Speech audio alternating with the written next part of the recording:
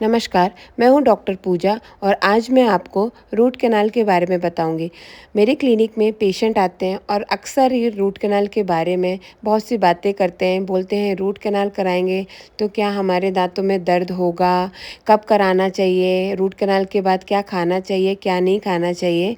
तो सबसे पहले मैं आपको बताऊँगी रूट कैनाल होता क्या है। चलिए एक वीडियो से समझते हैं।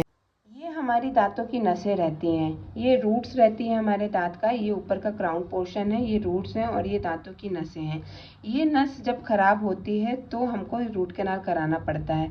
अब देखिए ये नस खराब हो गई है, यहाँ कीड़ा लग गया है और यहाँ पे नीचे जाके ये इन्फेक्शन हो गया है। तो ये इन्फेक्शन कैसे पता चलता है? जब हमको सूजन आ जाती है तो ये इन्फेक्शन हो जाता है।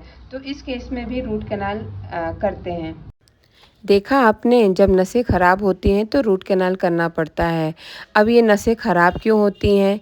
तो इसके बहुत से रीज़न हैं। जब हमारे दाँत में कीड़ा लगता है, कीड़ा ऊपर तक रहता है तो कुछ नहीं होता है, जब वो गहरा जाता है तो हमारे नसें ख़राब होती हैं, हमें दर्द होता है और हम जब दिखाते हैं तो डॉक्टर उसको रूट कैनाल के लिए बोलता है। दाँत फ्रैक्चर हो गया तो रूट कैनाल कर सकते हैं। मसूड़ों से इन्फेक्शन नीचे जड़ में पहुंच गया तो रूट कैनाल कर सकते हैं। देखते हैं कि कैविटी कब डीप होती है और हमें कब रूट कैनाल कराना चाहिए। थोड़ी सी अगर ऐसी सड़न रहती है ना तो हम दांतों में फिलिंग कर सकते हैं, ठीक है। बट ये सड़न जब गहरी हो जाती है तो हमको इसमें रूट कैनाल कराना ही पड़ता है। रूट कैनाल से हम दांत को बचा सकते हैं, हमको निकालना नहीं पड़ता और हमारे जो नेचुरल दांत हैं वो बने रहते हैं। सबसे कॉमन सवाल, क्या रूट कैनाल में दर्द होता है? तो चलिए मैं आपको बताती हूँ।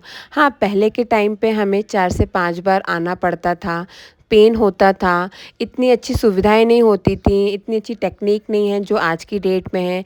आजकल तो सिंगल विज़िट रूट कैनाल हो जाता है। अगर इन्फेक्शन नहीं है, पेन है, तो सिंगल विज़िट में रूट कैनाल हो जाता है, वो भी पेनलेस।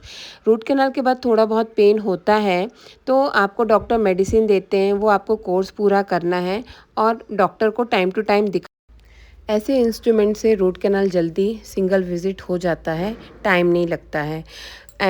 और ये हमारी नकली नस रहती है जो हम दाँतों में डालते हैं, दाँतों को सील करके फिर उसके ऊपर क्राउन बैठाते हैं।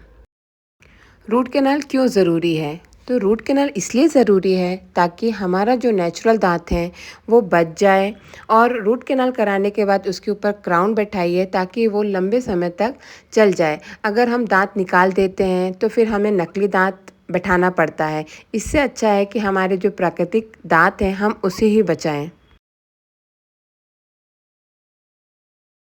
पेशेंट का अक्सर एक और सवाल रहता है कि रूट कैनाल तो करा लिया, अब हमें क्या करना है? क्या खाना चाहिए, क्या नहीं खाना चाहिए?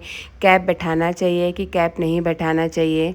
अगर आपने कैप नहीं बैठाया है ट्रीटमेंट के बाद तो आप वहाँ से कड़क बिल्कुल ना खाएं, उसको अवॉइड करिए। नहीं तो क्या होगा कि दांत वो फ्रैक्चर हो जाएगा, उसमें जब प्रेशर लगेगा तो वो फ्रैक्चर हो जाएगा और वो फिर निकालने में ही जाएगा।